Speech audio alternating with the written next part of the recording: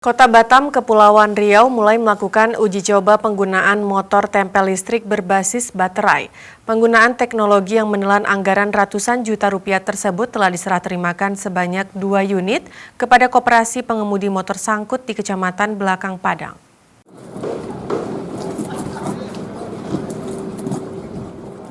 Pengemudi motor sangkut di Kecamatan Belakang Padang, Kota Batam, Kepulauan Riau, kini mulai menggunakan motor tempel listrik berbasis baterai.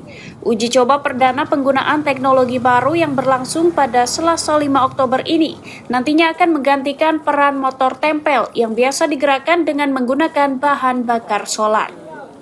Wali Kota Batam Muhammad Rudi usai melakukan uji coba mengatakan penggunaan teknologi yang menggunakan jenis baterai litium berskala 30 kW ini relatif sempurna. Selain tidak berisik, motor tempel listrik berbasis baterai tersebut juga tidak mencemari lingkungan. Meski begitu, Wali Kota pun menyayangkan harga baterai dan mesin kapal yang masih mahal.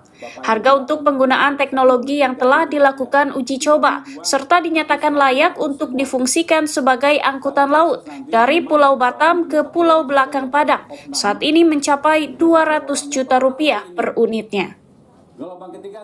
Mudah-mudahan satu waktu nanti tanpa disubsidi pemerintah ini akan turun sendiri. Turun di mana ya? Kita berharaplah kepada Pak Nyoman yang urusan listrik, tentu nanti kita kerjasama dengan PLN. Baik saya sebagai Kepala BPBD Batam atau Wali Kota Batam, kita berharap PLN yang jadi ujung tombak terdepan. Supaya listrik, maaf ya, masyarakat yang menengah ke bawah ini bisa terbantu. Rudi menambahkan bantuan motor tempel listrik berbasis baterai sebanyak 2 unit telah diserahkan kepada Koperasi Pengemudi Motor Sangkut.